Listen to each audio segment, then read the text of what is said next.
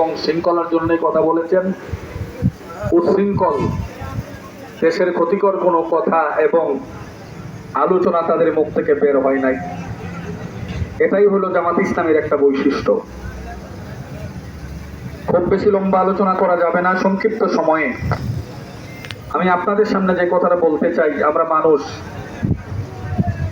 দুনিয়ার মধ্যে আল্লাহ রাব্বুল আলামিন আমাদের সৃষ্টি করে কিছু মর্যাদা দিয়েছেন। আল্লাহ রাব্বুল আলামিন বলেছেন, ইয়া বানি ইসরাঈল আযকুরু নি'মাতি আল্লাতী আন'আমতু আলাইকুম ওয়া আন্নী ফাদ্দালতুকুম আলাল আলামিন।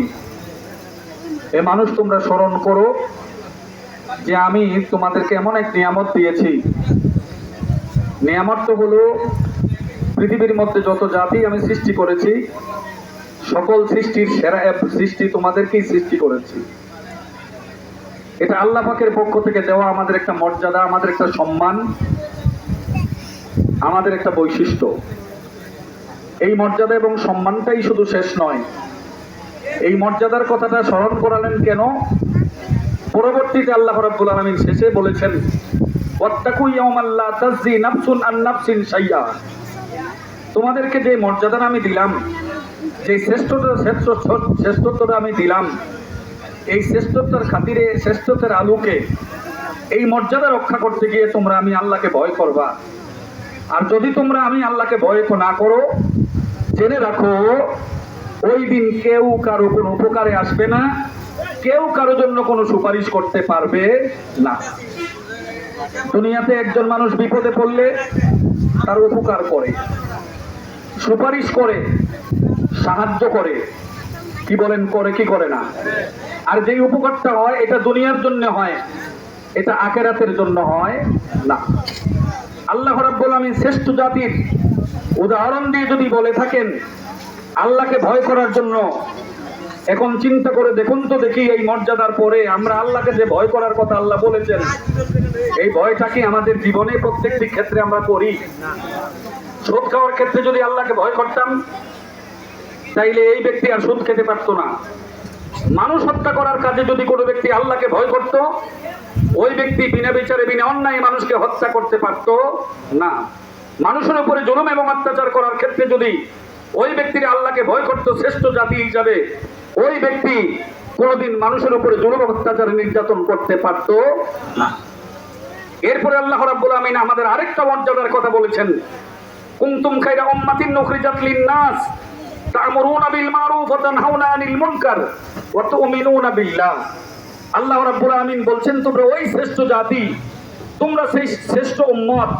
পৃথিবীর মধ্যে যত নবী এবং রাসূল এসেছেন, সকল নবীদের তুলনায়, সকল রাসূলের তুলনায়, সকল নবী এবং রাসূলদের উম্মতদের তুলনায় তোমরা হলো শ্রেষ্ঠ উম্মত।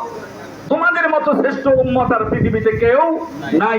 শ্রেষ্ঠ উম্মতের, শ্রেষ্ঠ জাতির গুরুত্বপূর্ণ একটা কাজ হলো, কুনতুম খায়রা উম্মাতিন উখরিজাত লিন-নাস তা'মুরুনা বিল মারুফ ওয়া তানহাউনা আনিল মুনকার ওয়া তু'মিনুনা বিল্লাহ।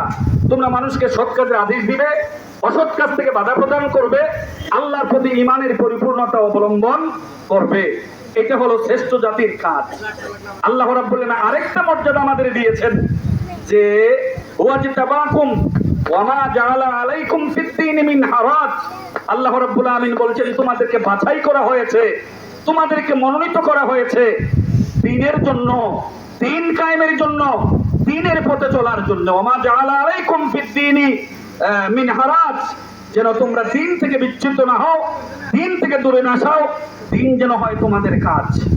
আমাদের জন্য আল্লাহ রাব্বুল আলামিন দ্বীনের জন্য, ইসলামের জন্য, মুসলিম হিসাবে মিল্লাতা আবিকুম ইব্রাহিম হুয়া সাম্মাকুমুল মুসলিমিন, এই যে উত্তম এবং শ্রেষ্ঠ মর্যাদা দিয়ে আমাদেরকে বাছাই করলেন, মনোনীত করলেন, মর্যাদা দান করলেন। এই মর্যাদার আসনে থেকে মর্যাদার কাজটুকু করতে গিয়ে আমরা দ্বীনের পথে চলা, ইসলামের পথে চলা, মুসলিম হিসাবে চলা, আর আকিমুদ্দীন ওয়া লা তাতাফাররাকু ফি, তোমরা দ্বীন কায়েম করো, বিচ্ছিন্ন এবং বিক্ষিপ্ত হয়ো না। ওয়া তাসিমু বিহাবলিল্লাহি জামিয়া ওয়া লা তাফাররাকু, তোমরা সংঘবদ্ধভাবে আল্লাহর রশিকে, ধৈর্যকে ধারণ করে বিচ্ছিন্ন এবং বিক্ষিপ্ত হয়ো না। এই মর্যাদার আসনে থেকে এই কাজটাকে করার দায়িত্বই আল্লাহ আমাদেরকে দিয়েছেন। আরেকটি মর্যাদা উম্মতে মুহাম্মাদী হিসাবে আমাদেরকে আল্লাহ দিয়েছেন যে ওয়াতাকুনু শুহাদা আলান নাস, আল্লাহ রাব্বুল আমিন বলছেন তোমাদেরকে মানুষ এবং নবীদের সাক্ষী হিসাবে সম্মান এবং মর্যাদা দেওয়া হয়েছে। হাসরের ময়দানে আল্লাহ রাব্বুল আমিন নূহ আলাইহিস সালামকে ডাকবেন, ডাইকে জিজ্ঞেস করবেন, এই নূহ, আমি যে দায়িত্ব দিয়ে তোমাকে দুনিয়ার মধ্যে পাঠিয়েছিলাম, বলো তো দেখি এই পয়গাম, এই দায়িত্ব কি মানুষের কাছে পৌঁছে দিয়েছিলে? তিনি বললেন, হ্যাঁ, 950 বছর ব্যবধানে আমি তো আমার এই দায়িত্ব পালন করেছি। উম্মতদেরকে জিজ্ঞেস করা হবে, এই উম্মতেরা বলো তো দেখি, আমার নূহ যে তোমাদের কাছে দায়িত্ব পালন করছে, আমার কথাগুলি পৌঁছে দিচ্ছে দেখি ঠিক? ওনারা বলবে, না, উনি তো আমাদের কাছে কোনো দায়িত্ব পালন করে নাই, আপনার কোনো পয়গাম কোনো পৌঁছে দেয় নাই। এবার আল্লাহ রাব্বুল আমিন বলবেন, নূহ, তুমি বললা দায়িত্ব পালন করেছো, দায়িত্ব পৌঁছে দিয়েছো, যাদের কাছে পৌঁছে দিয়েছো তারা তো অস্বীকার করতেছে, এখন কি করা? এখন নূহ আলাইহিস সালাম বলবে, আল্লাহ, আমি এখন কি করবো? আমি তো দায়িত্ব পালন করছি। আল্লাহ বলবো, তোমার সপক্ষে কিছু সাক্ষী উপস্থিত করো। হযরত নূহ আলাইহিস সালাম বলবেন, আমার সাক্ষী হলো মুহাম্মদুর রাসূলুল্লাহ সাল্লাল্লাহু আলাইহি ওয়াসাল্লাম এবং ওনার উম্মতেরা। সুবহানাল্লাহ বলেন। তখন মুহাম্মদের পক্ষ থেকে এবং উম্মতদের পক্ষ থেকে, আমাদের পক্ষ থেকে ওনার সপক্ষে সাক্ষী দেওয়া হবে। আরেকটা হাদিসের মধ্যে আছে, নূহ আলাইহিস সালাম শুধু নয়, মুহাম্মদুর রাসূলুল্লাহ সাল্লাল্লাহু আলাইহি ওয়াসাল্লাম ছাড়া সকল নবীদেরকে যখন আল্লাহ রাব্বুল আমিন তাদের দায়িত্বের ব্যাপারে জিজ্ঞেস করা হবে, তারা যখন বলবে আমাদের দায়িত্ব আমরা পালন করেছি, উম্মতেরা যখন বলবে আমরা দায়িত্ব পালন করি না, তারা দায়িত্ব পালন করে নাই, আমাদেরকে যখন সাক্ষী মানা হবে, আমরা বলবো, আল্লাহ, আদম থেকে আরম্ভ করে ঈসা পর্যন্ত সকল নবীরা, সকল রাসূলেরা আপনার দেওয়া দায়িত্বগুলি সঠিকভাবে পালন করেছে, তারা কোনো ঘাটতি করে নাই, ত্রুটি করে নাই। উম্মতেরা অস্বীকার করছে, বলবে, আল্লাহ, আমাদের সময়ে তো উম্মতে মুহাম্মাদের কোনো অস্তিত্ব ছিল না, তারা তোমাদের সময় ছিলই না, এরা কিভাবে আমাদের সাক্ষী হতে পারে? আল্লাহ জিজ্ঞেস করবে, তোমরা কিভাবে সাক্ষী দিলা? আমরা বলবো, আমাদের এমন একটা নবী আপনি দান করেছিলেন, উনি আমাদেরকে বলেছে ওনারা নাকি দায়িত্ব সঠিকভাবে পালন করেছে, যেই নবীর কথাটা মিথ্যা হওয়ার সম্ভাবনা নেই। এই থেকে আমরা বললাম শুহাদা আলান নাস, আমরা হব অন্যান্য নবীদের ব্যাপারে সাক্ষী, অন্যান্য উম্মতদের ব্যাপারে সাক্ষী। সাক্ষীর মর্যাদা এই ক্ষেত্রে কম না বেশি? আল্লাহ রাব্বুল আলামিন আমাদের শ্রেষ্ঠ জাতি বানাইলেন, আল্লাহ রাব্বুল আলামিন আমাদের শ্রেষ্ঠ উম্মত বানাইলেন, আল্লাহ রাব্বুল আলামিন আমাদেরকে দ্বীনের জন্য বাছাই করলেন, মনোনীত করলেন, আল্লাহ রাব্বুল আলামিন আমাদেরকে সাক্ষী বানাইলেন। আল্লাহ রাব্বুল আলামিন ওয়ালাকাদ কাররামনা বানি আদম, আল্লাহ রাব্বুল আলামিন বনি আদম হিসেবে আমাদের সম্মানিত করলেন। এই সম্মানিত জাতির একটা দায়িত্ব আছে, এই দায়িত্ব হলো কি, এই কাজটা হলো কি, এই জায়গায় থেকে এই সম্মানের হক আদায় করার জন্য আল্লাহর জমিনের মধ্যে আল্লাহর দ্বীন কায়েম করা। এটা আমার নৈতিক দায়িত্ব, কথা ঠিক কিনা বেঠিক? সমাজ যেন আমার কথা এবং কাজে শান্তিতে থাকে, রাষ্ট্র যেন আমার কথা এবং কাজের মধ্যে শান্তিতে থাকে, সমাজের মানুষগুলি যখন কোরআন এবং হাদিসের আদলে চলতে পারে, সমাজের মানুষগুলি যেমন দ্বীন এবং ন্যায় এবং ইনসাফের পথে চলতে পারে, সমাজের মানুষগুলি যেমন হকের পথে চলতে পারে, এই কাজটা করা, এই কথাগুলি মানুষের কাছে পৌঁছে দেওয়া হলো একটা সম্মানিত জাতি, শ্রেষ্ঠ উম্মত বনি আদমের একটা গুরুত্বপূর্ণ দায়িত্ব, কথা ঠিক কিনা বেঠিক? আর এই কঠিন গুরুত্বপূর্ণ দায়িত্ব পালন করার জন্যই বাংলাদেশ জামাত ইসলামী প্রতিষ্ঠিত হয়েছে। বাংলাদেশ জামাত ইসলামী প্রতিষ্ঠিত হওয়ার পর থেকে যখন কোরআনের কথাগুলি মানুষের ধারে ধারে, মানুষের ঘরে ঘরে, সমাজের প্রত্যেকটি মানুষের কর্ণকহরে, রাষ্ট্রের প্রত্যেকটি গুরুত্বপূর্ণ স্থাপনায় বলতে শুরু করে, যারা নাকি আল্লাহর জমিনে আল্লাহর দ্বীন কায়েম করতে চায় না, আল্লাহর কোরআনের বিধান কায়েম করতে চায় না, অথচ ধর্মের নামে ধর্মীয় ব্যবসা করে নিজেদের ক্ষমতার মস্তককে টিকিয়ে রাখতে চায়, তারাই তখন জামাত ইসলামীর উপরে নিজের শক্তি প্রয়োগ করে, বল প্রয়োগ করে, বিদেশি প্রভুদের সাহায্য নিয়ে অত্যাচারের এবং নির্যাতনের মাধ্যমে অত্যাচারের স্টিম রোলার চালাইয়া এই দেশের ইসলামপন্থী বড় বড় আলিমদেরকে হত্যার ষড়যন্ত্র করে সফল হতে চেষ্টা করে।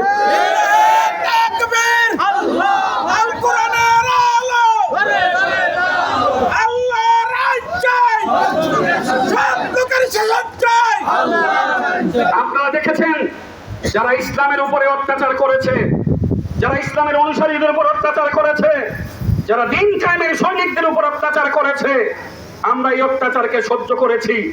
আর এই সহ্য করার, ধৈর্য ধারণের করার তৌফিক কে দিয়েছেন? মহৎ শক্তি কে দিয়েছেন? বিগত 17 বছরে আমাদের উপরে যখন অত্যাচার হয়েছে, আমরা বাড়ি ছেড়ে চলে যাই নাই। এই অত্যাচারের সময় আমরা ঘর ছেড়ে চলে যাই নাই। আমরা আমাদের যার যার বাসস্থানে ছিলাম, আমরা যার যার চাকরি ক্ষেত্রে ছিলাম, আমরা যার যার সামাজিক কাজে মগ্ন ছিলাম, যতটুকু সম্ভব ততটুকু করেছি। চেষ্টা করেছি সত্যকে করার জন্য। আল্লাহ রাব্বুল আমিন ময়দানে থাকার, ময়দানে টিকে রাখবার ব্যবস্থা করে দিয়েছিল আমাদের জন্য, করে দিয়েছি না? কিন্তু যারা আমাদের উপর অত্যাচার করেছে, যারা আমাদের উপরে নির্যাতন করেছে, তারা একটা পর্যায়ে এসে আজকে সমাজের মধ্যে সুন্দর সঠিকভাবে টিকে থাকা সম্ভব নয়। কি বলেন, ঠিক কিনা? ওমাকারু ওমাকারাল্লাহু ওয়াল্লাহু খায়রুল মাকিরিন। তুমি যদি কারো উপরে ষড়যন্ত্র করো, যদি ওই ব্যক্তি ষড়যন্ত্রের শিকার হওয়ার মতো না হয়, আল্লাহ তাকে সাহায্য করে। আর তোমার ষড়যন্ত্রের ফাঁদের মধ্যে তুমি পড়ে, এই গর্তের মধ্যে তুমি পড়ে, তোমার জীবন শেষ হয়ে যাবে, বেঁচে থাকবার কোন সুযোগ এবং অধিকার তোমার থাকবে না। কি বলেন, ঠিক না? আল্লাহ আমাদের সাহায্য করেছেন কি করেন নাই? জোরে বলেন, করেছেন কি করেন নাই? আপনারা দেখেছেন আল্লামা সাঈদীর মতো বড় একজন আলেম, যার পরিচয় এটা শুধু বাংলাদেশে নয়, সারা বিশ্বের প্রত্যেকটি মানুষ যার নাম শুনলে চিনে। কি বলেন, চিনে কিনা? মতিউর রহমান নিজামীর মতো বড় একজন আলেম, এর চাইতে বড় আলেম বাংলাদেশে আর জন্মাবে কিনা আল্লাহই ভালো জানে। আমার কাছে আশ্চর্য লাগে মাঝে মধ্যে যখন ওনার জীবনী পড়ি, ওনাকে যেদিন শেষ বিদায় দিতে গেল ওনার সন্তানেরা, উনি বলতেছে, দেখো বাবারা, দেখো রাতের বেলায় আমার লাশ যখন বাড়িতে যাবে, তখন তোমরা যাইও, তোমাদের মাকে নিও না। সুস্থ সবখানে জ্ঞানের সাথে সুন্দর করে শান্ত শিষ্ট মেজাজে বলতেছেন, তোমরা যে তোমাদের মাকে নিও না, রাতের বেলা গেলে ও কষ্ট পাবে। আর কালকে জানাজার সময় তুমি আমার জানাজা পড়াইও, আর ও তুমি আমার লাশটাকে কবরে নামাইও। আচ্ছা বলুন তো দেখি, একটা সুস্থ শান্ত মেজাজের মানুষকে এই কথা বলতে পারে যে লাশটা নিয়ে যাওয়ার সময় আমার লাশ নিয়ে যাবে, আমি এই কথা কি বলে ঠিক থাকতে পারবো? আমার জানাজা কে পড়াবে এটা কি আমি বলে দিতে পারবো? এমকে যাইও না থেকে বলা আমার দ্বারা সম্ভব। কিন্তু আমি তো মনে করেছি দিনের পক্ষে কাজ করার কারণে, দীর্ঘদিন মন্ত্রিত্বের দায়িত্ব পালন করে চুরি না করার কারণে, সন্ত্রাসী না করার কারণে, মানুষের উপরে জুলুম না করার কারণে দেখা গেছে এই লোকটাকে আল্লাহ রাব্বুল আমিন তার সৌজন্যকে দুনিয়ার মধ্যে আল্লাহর জান্নাত দেখাবার কারণে এই কথা বলা সম্ভব হয়েছে। কালকে আমি ফেসবুকের মধ্যে নিজামী সাহেবের একটা ঘটনা পড়লাম।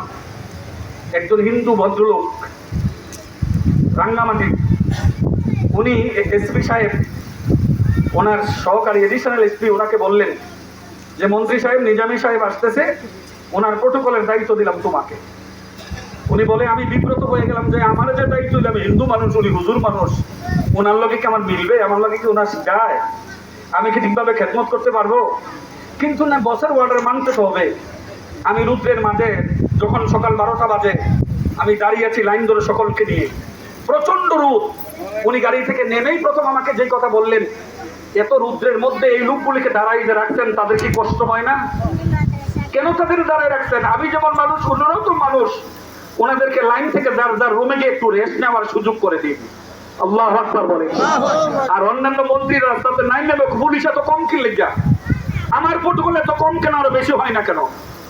উনি বললো, হিন্দু ভদ্রলোকটা যে স্যার কথা বলার পরে আমি সকলকে ইশারা দিয়ে বললাম, তোমরা যার যার জায়গায় চলে যাও। উনি প্রটোকল নিতে প্রস্তুত না। উনি রুমের মধ্যে বসলেন। আমি জিজ্ঞেস করলাম, স্যার আপনি আজকে কি খাবেন?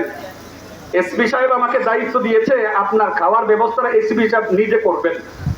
উনি বলবেন, হ্যাঁ আয়োজন করতে পারেন, তবে আজকে রাতের খানাটা আপনারা আমার সাথে খাবেন, এর জন্য যা খরচ হবে আমি নিজে থেকে দিয়ে দিব। আল্লাহু আকবার। না স্যার, এসপি সাহেব তো বলছে আপনি আমাদের মেহমান, আপনি আমাদের পক্ষ থেকে খানাটা খাবেন।